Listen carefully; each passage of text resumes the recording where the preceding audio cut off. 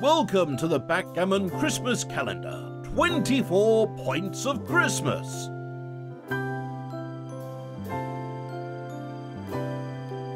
The 11 point by Grandmaster Mark Olsen. What's up, Backgammon fans? Today is the 11th of December, so we're gonna talk about the 11 point. So the 11 point is the rearmost open point over here in your outer board. It's a little bit of a funky point because when I started playing backgammon in the early 2000s, back when I was a teenager, players were not too fond of making the 11 point. And the ones who did kind of talked about it as if it was something new, that I'm making the 11 point now. It's a good move.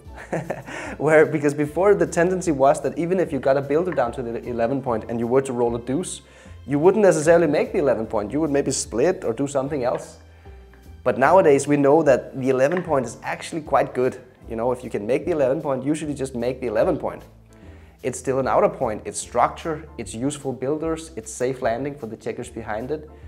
When you can make a point, usually you should just make a point. And the 11 point is no exception. It's not as good as the 9 point, definitely, because it's not really part of your prime. And it doesn't diversify your numbers as well as the 9 point does in terms of being builders. However, it does diversify your numbers better than the 10 point does, because as we talked about yesterday, the 10 point kind of duplicates your own good numbers, especially 3-1 and 5-3. The 11 point kind of diversifies because all of a sudden 4-1 becomes a good point building number. 6-1 is duplicated, that's the only one, because 6-1 we're going to make the 5 point rather than the 7 point. So let's have a look at an opening sequence, and just to talk about one specific idea that's related to the 11 point. So let's go here. Let's go to the opening position. So let's say that you open up with a 6-1. You make your 7 point. I roll a 5-3. I make my 3 point. Now you roll a double 2.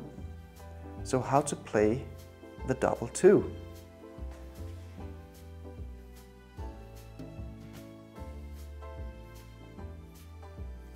Well, we have two options here. We can either make the quote-unquote standard play, which is to make the rack, which is this formation here. We call this the rack because it's a torture to play against, the 4-5-6 point. This is obviously a very strong play. Hey guys! Remember to download and play on the Backgammon Galaxy app.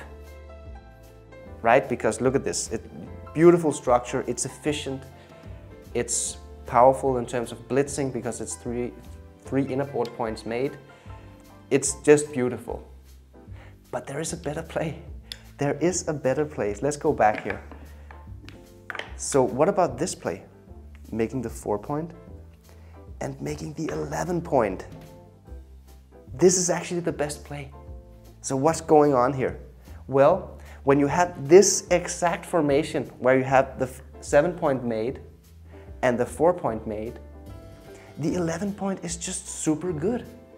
Because look, first of all, it blocks any exit, any escaping route for your opponent. Like 4-6 blocked. The best I can do is jump out here in the outfield and you have a double shot, you have double coverage.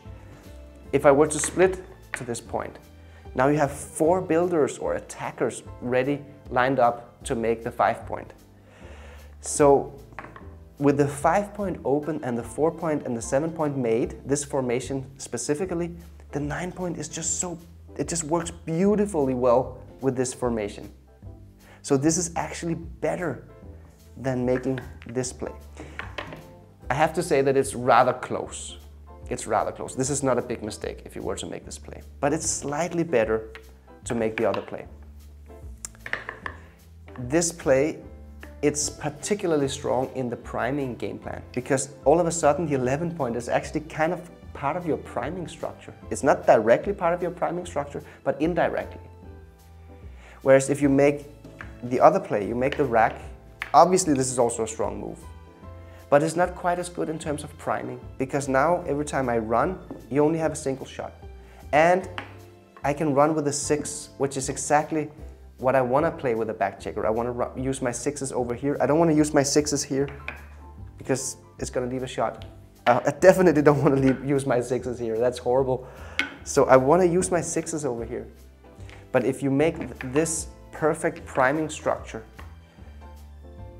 many of my 6s play really bad. They play, yeah, really, really bad because I can't. It's only if I roll not even a 4-6, a 2-6. That's the only one that where I can use a back checker. All of the 6s, I'm forced to play something over here, which is going to leave a shot. So that's the cool thing about the 11 point here. It works really well in terms of this formation that we have here.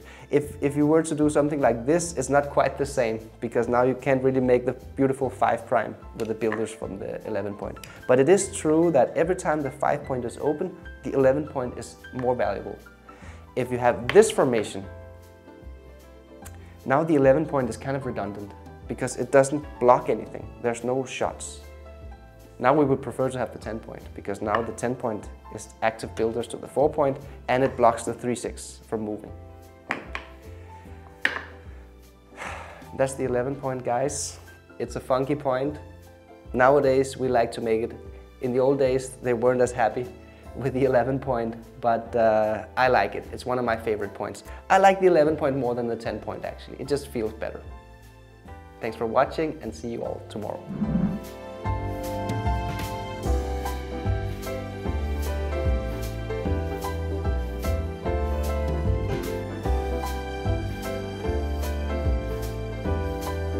Merry Christmas, Backgammon fans!